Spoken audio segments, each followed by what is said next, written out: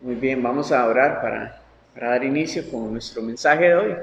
Señor, te damos gracias en esta mañana por el privilegio que nos das de poder abrir tu palabra y poder escudriñarla y poder ser instruidos en ella.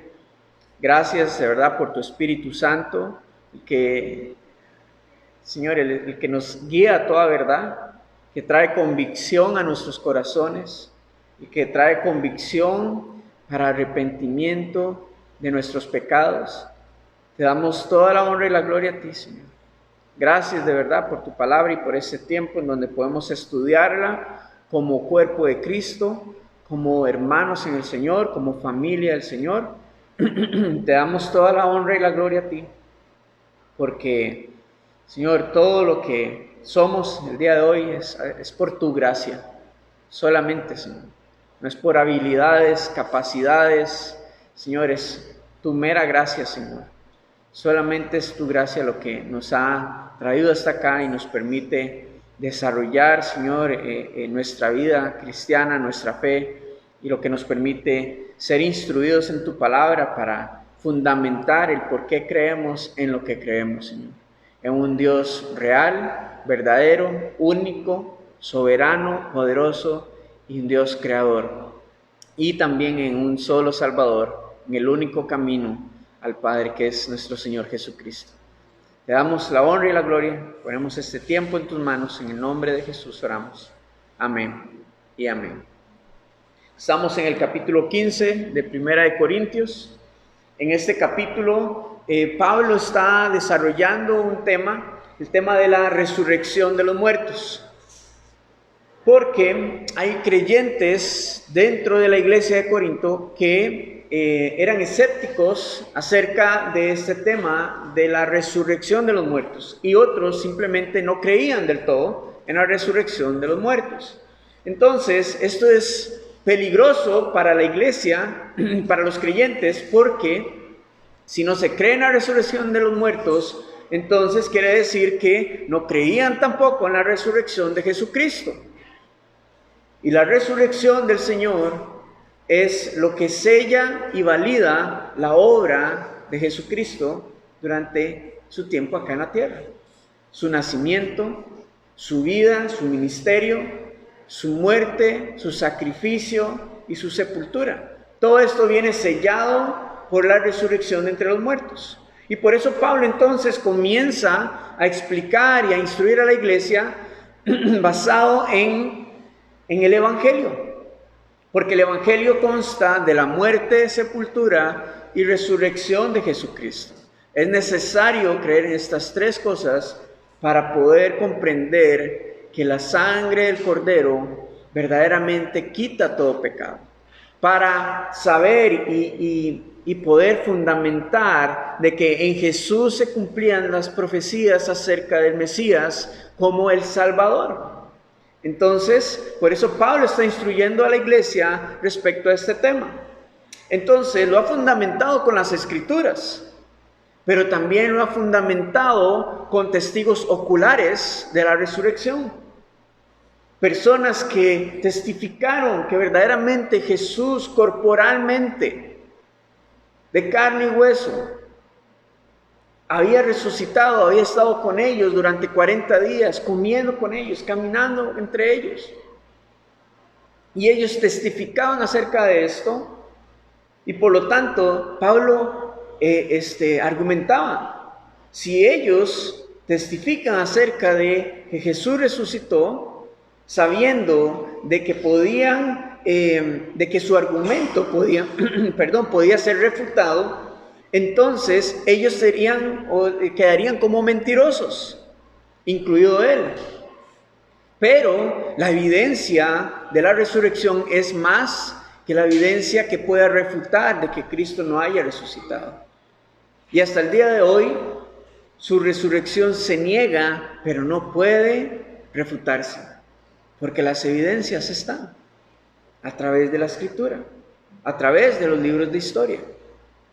Entonces, Pablo ha ido desarrollando este tema y anteriormente nos habló acerca de que Jesús es la primicia de la resurrección.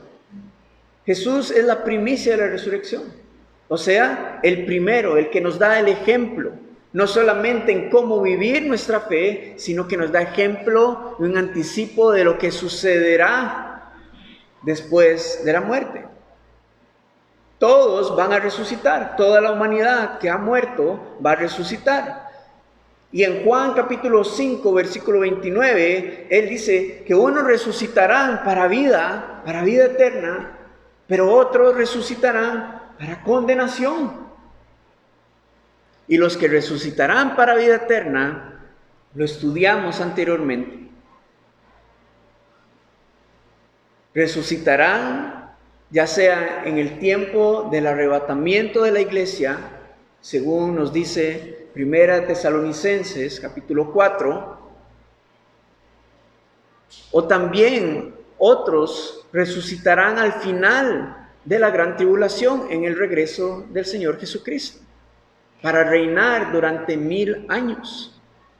Y entonces al final de ese tiempo, al final del reino milenial de Jesús, se levantarán los otros muertos. ¿Cuáles otros? Todos los incrédulos de todos los tiempos, para ser juzgados y ser enviados, condenados al lago de fuego y azufre. Y eso es lo que le espera a toda aquella persona que no ha recibido a Cristo en su corazón realmente, que no ha nacido de nuevo en el Espíritu y que no hay fruto del Espíritu en él o en ella. Es lo que él espera, porque venir a la iglesia no nos salva. Una religión no nos salva. Las obras, las buenas obras y buenas intenciones no nos dan salvación, sino que solamente Cristo. Poner nuestra fe en Él, y cuando ponemos nuestra fe en Él, Él viene y nos transforma en muchas de las cosas, bueno, en todo, pero es un proceso. Y en medio de ese proceso, Él va quitando, va santificándonos, va purificándonos de todo aquello que nos separa de Él, de nuestro pecado. Pero es un proceso que Él va tratando con nosotros. Entonces, por eso es la importancia de la resurrección del Señor y poder creer en la resurrección de los muertos. Porque es mirar a lo que nos espera después de esta vida,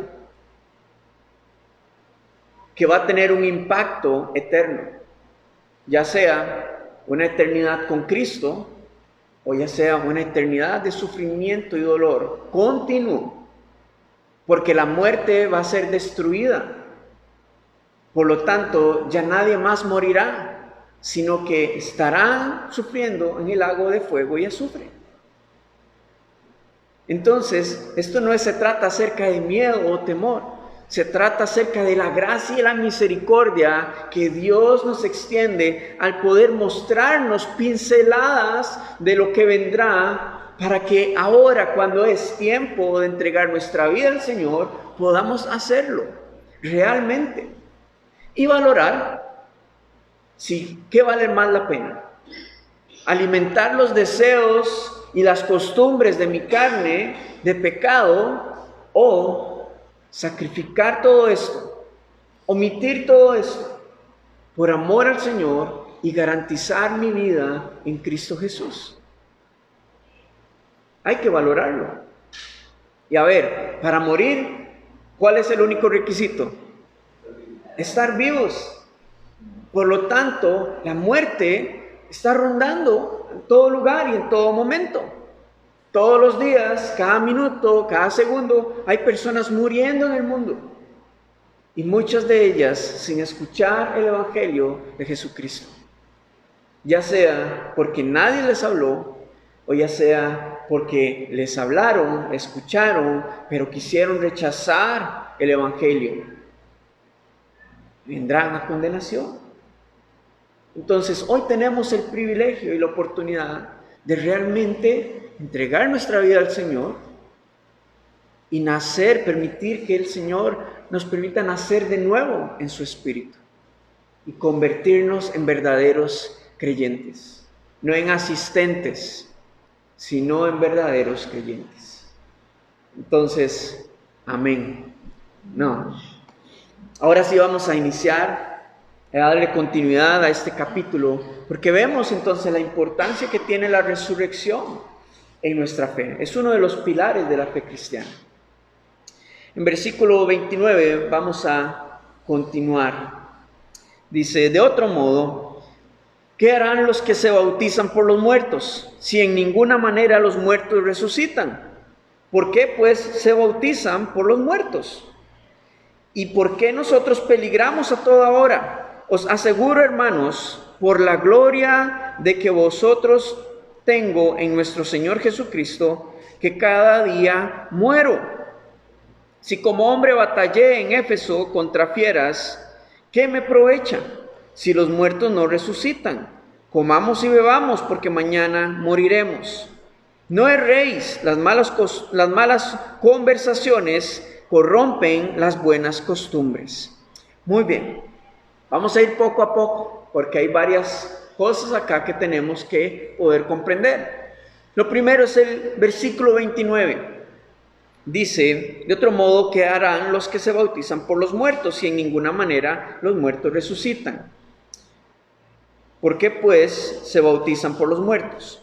Es importante poder comprender el contexto de este versículo, porque hay sectas y grupos que han tomado este versículo para comenzar a practicar, y lo digo actualmente, no solamente en aquel tiempo, para practicar el bautismo por los muertos. Esto tiene un nombre, se llama el bautismo vicario. Esto era un rito espiritual que practicaba un grupo al norte de Corinto, en el tiempo de la iglesia de Corinto, cuando Pablo está escribiendo esa carta, quienes creían que había algo después de la muerte. Y esa era la vida en el Hades, o en el hogar de los muertos. Y principalmente viene mucha la influencia grecorromana en esta religión, o en este culto que se estaba desarrollando en ese tiempo. Ellos creían entonces que la persona en vida podía bautizarse como intercesora de todos aquellos familiares que ya habían muerto, y por lo tanto lo hacían como un tipo de penitencia para que ellos, los familiares ya muertos, pudieran tener un mejor bienestar, pudieran tener salvación y pudieran ser liberados de la oscuridad de este lugar.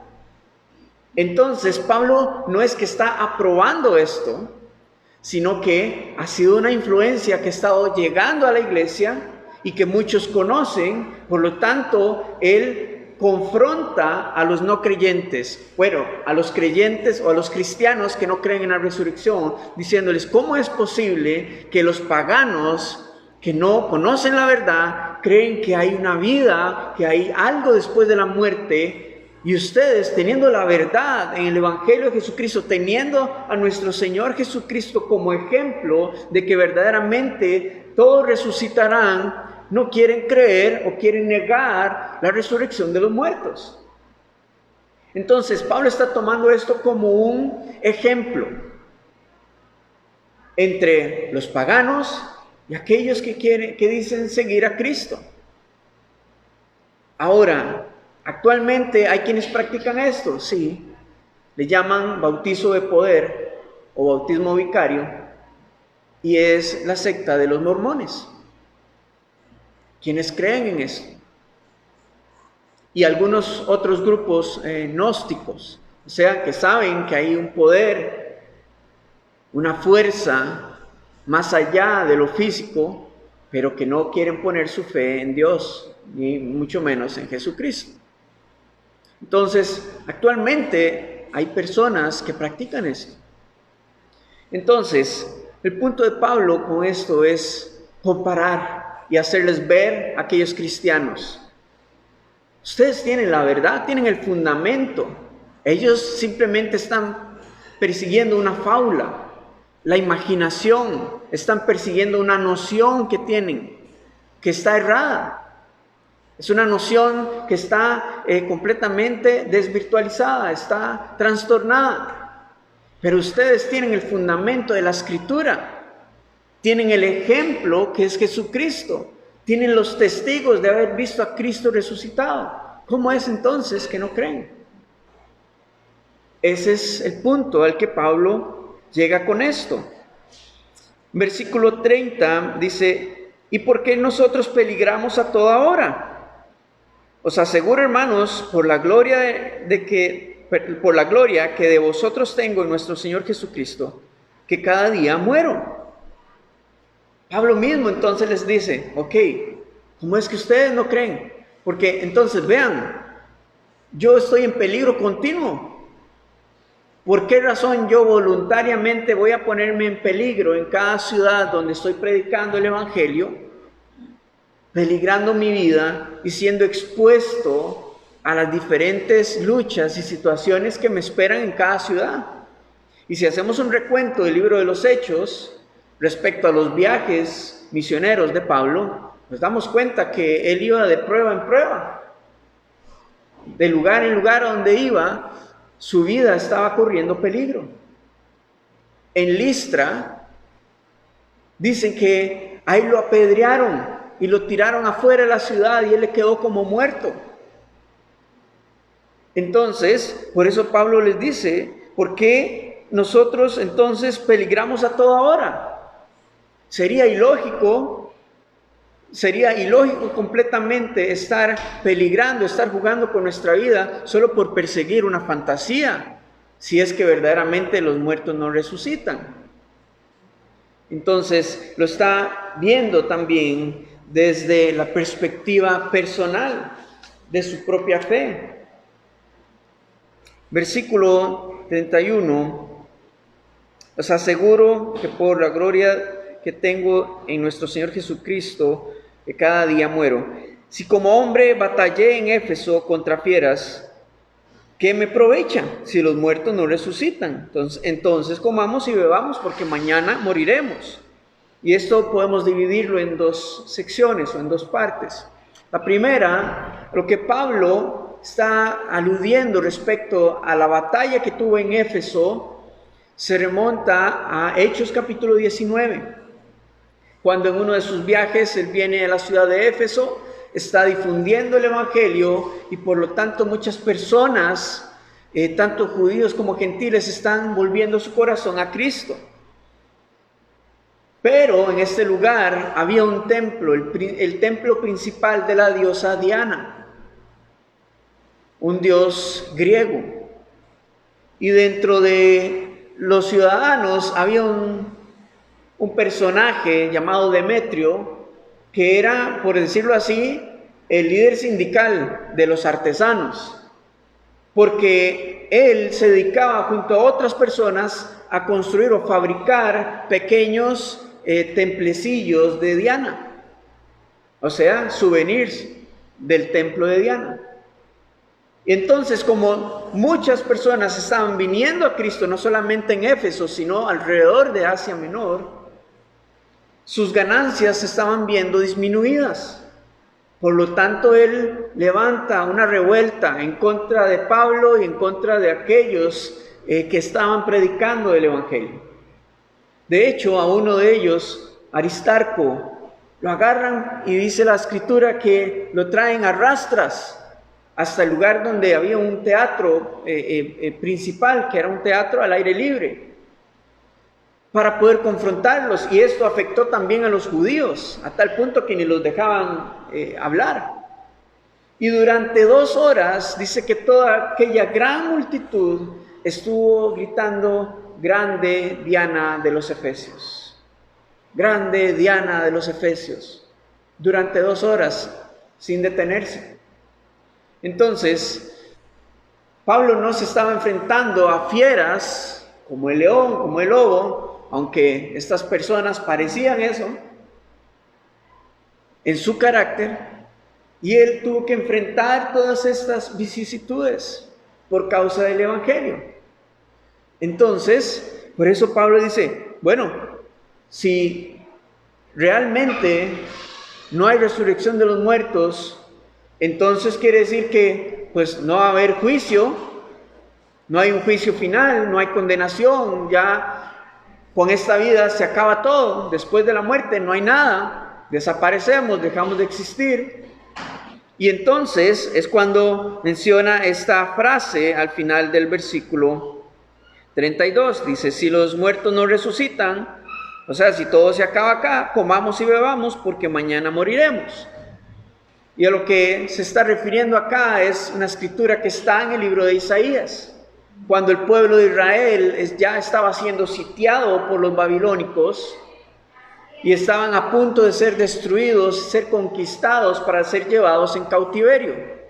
Entonces ellos decían, bueno, si ya mañana vamos a ser destruidos y vamos a ser llevados cautivos, comamos y bebamos porque vamos a morir.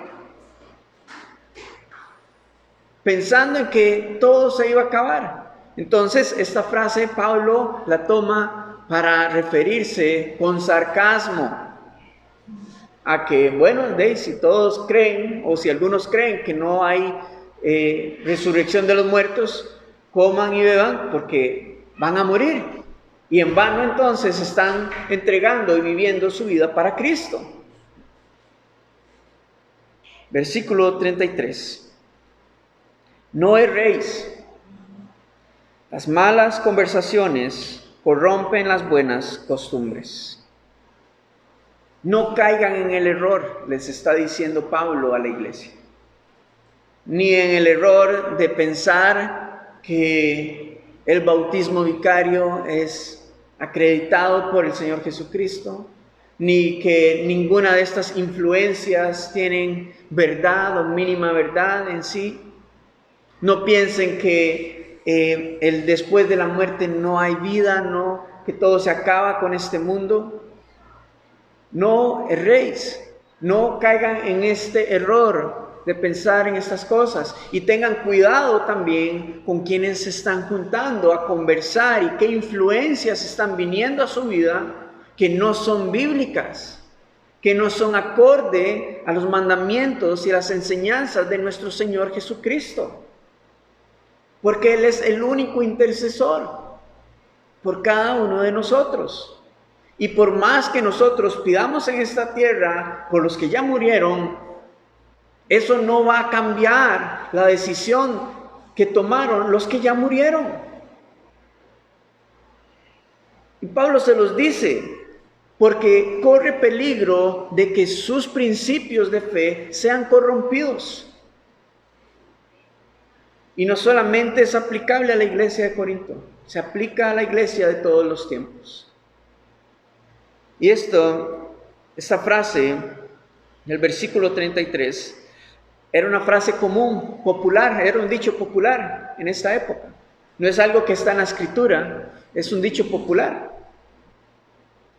En aquel tiempo, pero incluso en este tiempo aún se utiliza. Las malas conversaciones corrompen las buenas costumbres. Tengamos cuidado nosotros hoy. Las conversaciones que tengamos en nuestros tiempos de reunión, en nuestro hogar, con las personas con las que nos rodeamos, porque el hecho de que muchas veces escuchemos continuamente acerca de una idea, una ideología o alguna situación, conforme la escuchemos continuamente, nuestra mente se acostumbra a tal punto de creer de que es verdad, cuando en realidad es una mentira. Es un engaño. Y por lo tanto eso es lo que ha afectado a la iglesia actualmente. Falsas ideologías, falsas filosofías humanistas, filosofías erróneas, paganas. Entonces, tenemos que estar conscientes de esto, de no caer en este error. Y el consejo de Pablo, entonces, en el versículo 34 dice, velad debidamente y no pequéis, porque algunos no conocen a Dios. Para vergüenza vuestra lo digo. El consejo de Pablo es despertemos. Dese cuenta de que estas cosas verdaderamente están influenciando en su vida y en su caminar de fe.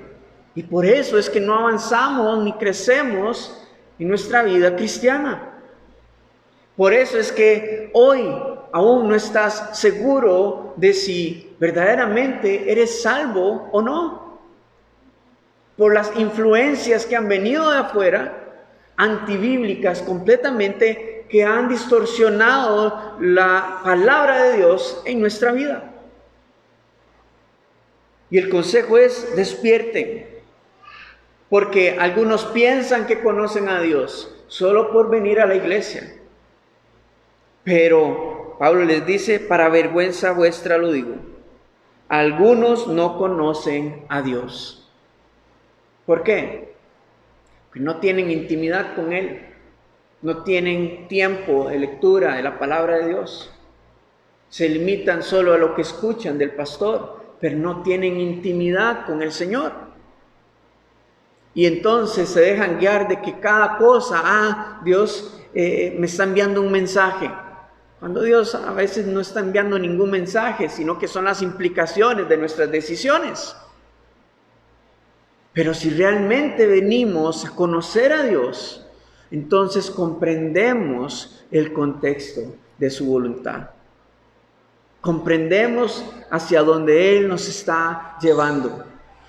Y todo lo que Él hace es para la buena obra que Él está haciendo en cada uno de nosotros, de santificación, porque esa es su voluntad para el creyente, que busquemos la santificación, o sea, que busquemos ser entregados, una vida apartada completamente para Él,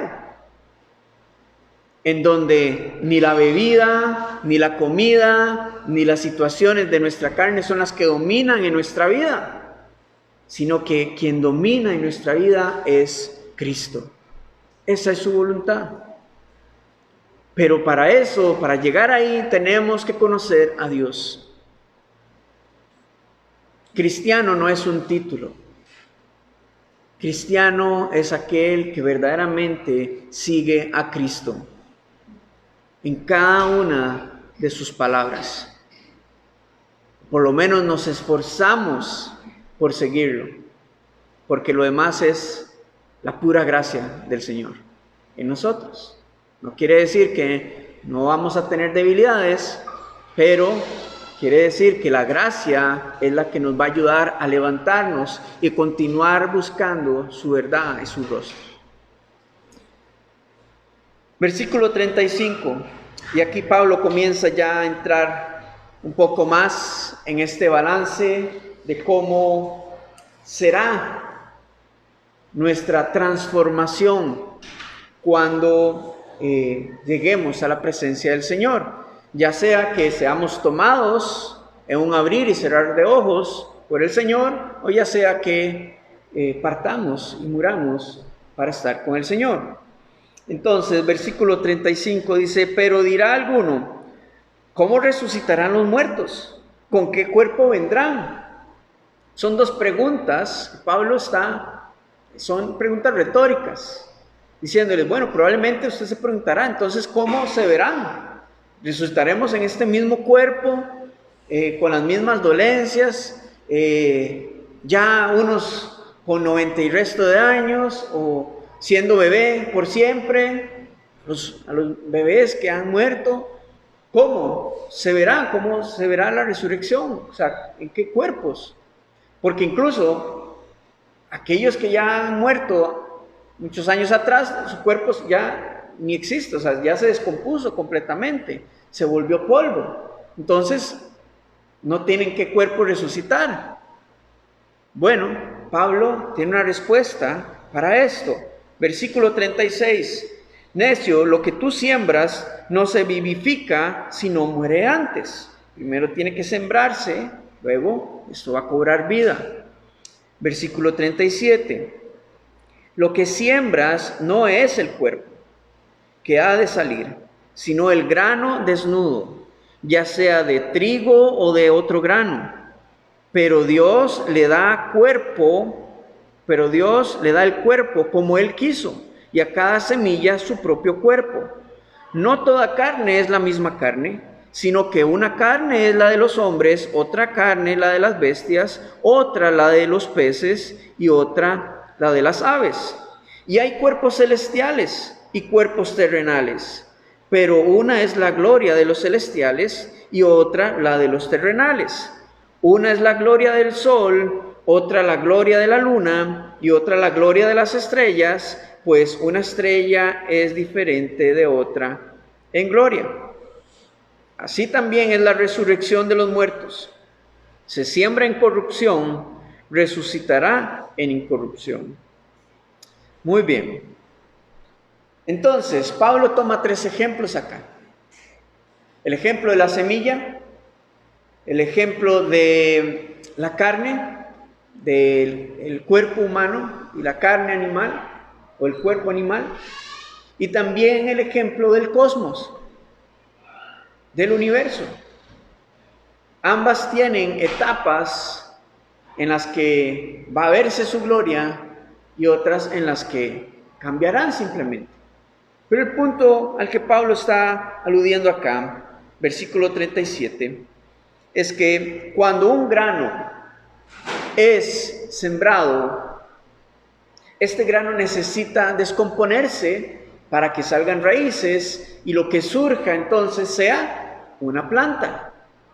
Esto no quiere decir que ahora ya no tiene una empatía, ya no tiene una conexión con la semilla o ya no tiene el mismo código genético. No, siguen teniendo esa conexión y comparten ese mismo código genético, solo que ya la etapa de la semilla pasó y ahora ha surgido una nueva etapa para esa semilla y es crecer como una planta, no crecer como un grano más grande. Y esto, lo que Pablo está ilustrando, es que de la misma manera sucede con nuestros cuerpos terrenales. Surgen en el ámbito espiritual, en el ámbito celestial, como algo transformado, renovado. Y cuando hablamos del ámbito espiritual, veámoslo como algo sobrenatural, un cuerpo sobrenatural. Porque todos resucitarán con un cuerpo físico, corporal, no un espectro, un espíritu, no, es corporal, con ciertas diferencias y ciertas capacidades distintas a las que conocemos en lo terrenal. A ver, ahora en versículo 39 dice, no toda carne es la misma carne, sino que una es la carne de los hombres, otra carne la de las bestias, otra la de los peces, otra la de las aves. Esto lo que nos da a entender es que la carne corporal que tenemos en este tiempo, en este mundo, será transformada. Tiene diferentes necesidades y está adaptada y ha sido diseñada para este mundo.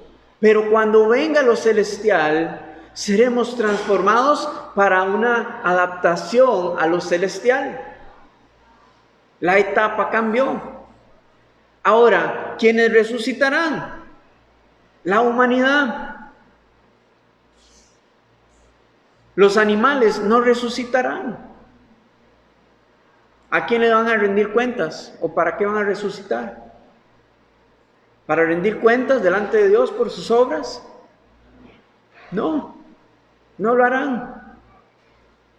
Quienes resucitarán son aquellos que están llamados a rendir cuentas delante de Dios, ya sea para vida eterna, ya sea para condenación.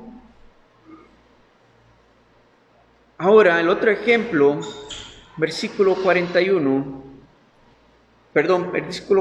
dice, hay cuerpos celestiales y cuerpos terrenales, pero una es la gloria de los celestiales y otra la de los terrenales. ¿Lo ven? Hay etapas distintas. Versículo 41, una es la gloria del sol, otra la gloria de la luna y otra la gloria de las estrellas, pues una estrella es diferente de otra en gloria. Eso nos habla acerca del cosmos. El sol, la luna, en el tiempo, cuando venga lo celestial, no existirán. Apocalipsis capítulo 21 nos habla de que cuando la nueva Jerusalén descienda, todo será transformado y ya no habrá ni día ni noche. No habrá sol ni luna. porque el resplandor de la gloria de Dios iluminará todo eternamente y para siempre. Porque es otra etapa, otro ambiente completamente distinto a lo que tenemos en esta tierra. Y veremos su gloria. Esto referente a los que durmieron en Cristo. Tengamos siempre presente, Pablo esto lo está desarrollando, sí, en el ámbito de que todos resucitarán, pero ahora se ha centrado en lo que nos compete, en lo que alegra nuestro corazón, en lo que nos da esperanza, y es aquellos que han muerto en Cristo, que van a resucitar con cuerpos transformados en el Señor, adaptados para vivir la etapa celestial. Y es lo que nos espera, esa es nuestra fe. Y gloria a Dios por esto. Versículo 41.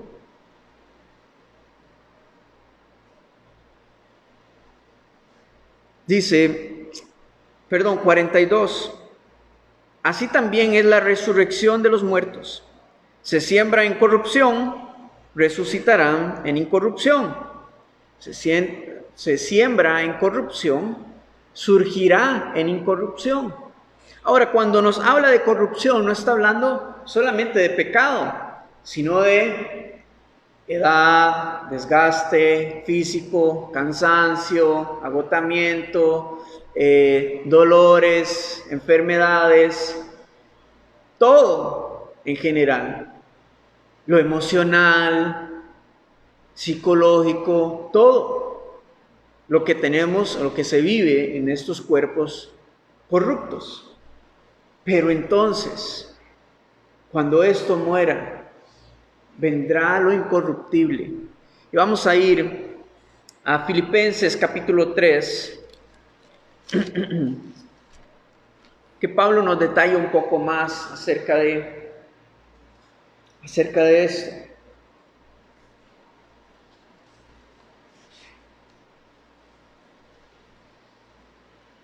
Filipenses capítulo 3, versículo 20, dice, mas nuestra ciudadanía está en los cielos, de donde también esperamos al Salvador, al Señor Jesucristo, el cual transformará el cuerpo de la humillación nuestra para que sea semejante al cuerpo de la gloria suya, por el poder con el cual puede también sujetar a sí mismo todas las cosas. Ese es el futuro que le espera a aquellos que han muerto en Cristo, o en general, a los creyentes, a los que han nacido de nuevo, que han entregado su vida a Cristo realmente. Es lo que nos espera. Somos sellados con el Espíritu Santo y ese es nuestro pasaporte de nuestra nueva ciudadanía, la ciudadanía celestial, en donde vamos a esperar a nuestro Salvador o estar con Él por siempre, el cual transformará, ocurrirá una metamorfosis, así es como se le conoce, en donde todo lo viejo, la humillación nuestra, o sea, este cuerpo de corrupción será transformado para que sea hecho semejante al cuerpo de la gloria suya. O sea, un cuerpo celestial, adaptado a lo celestial. Ahora, Apocalipsis capítulo 21, vamos a ir para poder poner nuestra mirada en esto, aún más allá.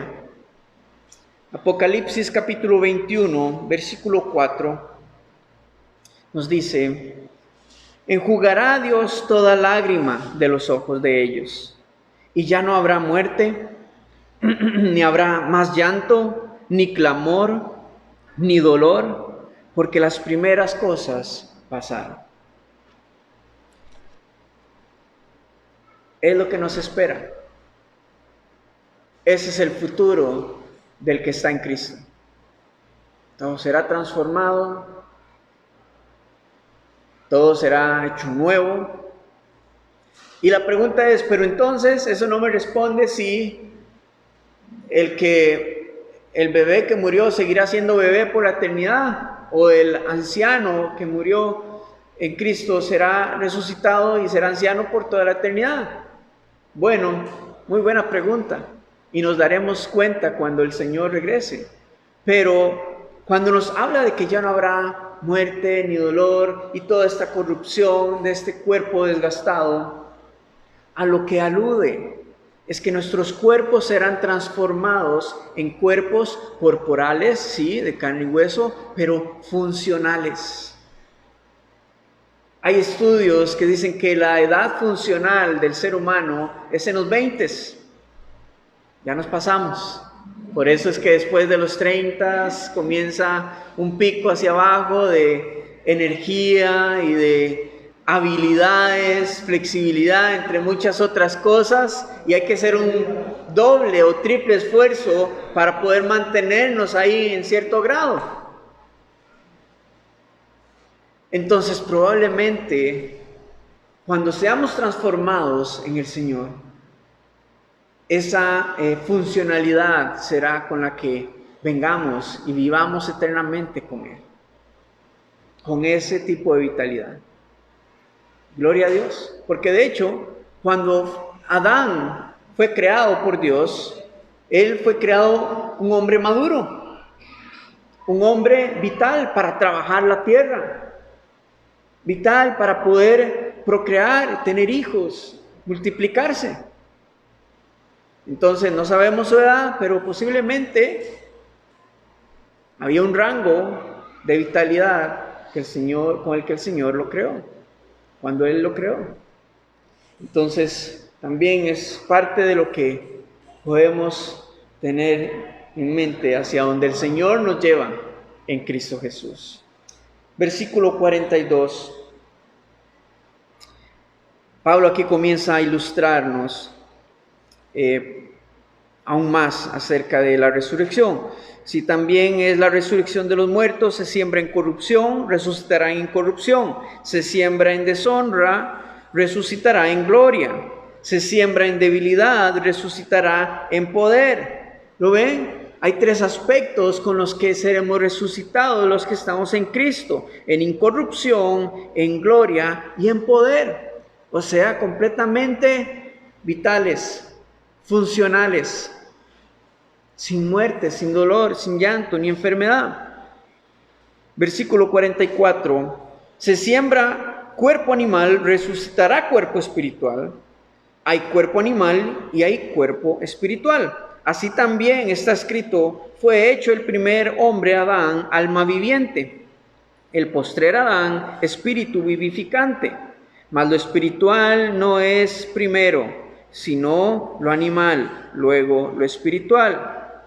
No está diciendo acá que el ser humano sea un animal, sino está refiriéndose a nuestros cuerpos terrenales. Y da un orden: no fue primero más lo espiritual en esta tierra no es lo primero, sino lo animal, luego lo espiritual. Y nuestro mayor ejemplo, ¿quién es? Nuestro Señor Jesucristo, quien vino como un hombre a esta tierra para mostrarnos cuál es nuestro orden, no el orden de Él, porque Él ha sido eterno por siempre, pero vino para mostrarnos cuál es el orden en esta tierra.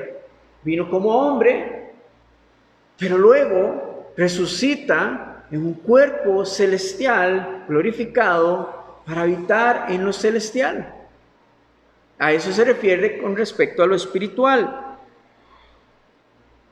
Y Pablo toma como ejemplo a los dos Adanes. Entonces, toda la humanidad tiene como heredad todo lo que Adán hizo desde el principio. Abrió la puerta del pecado, nuestras debilidades, la muerte, enfermedades, etc. Abrió la puerta completamente. Pero en eso vino el otro Adán, para vivificar, o sea, para dar vida. Y no vida conforme a este mundo, sino una vida espiritual, una vida celestial, y es la esperanza a la que aspiramos. Versículo 47, el primer hombre es de la tierra terrenal, el segundo hombre, que es el Señor, es del cielo, el terrenal, tales también los terrenales.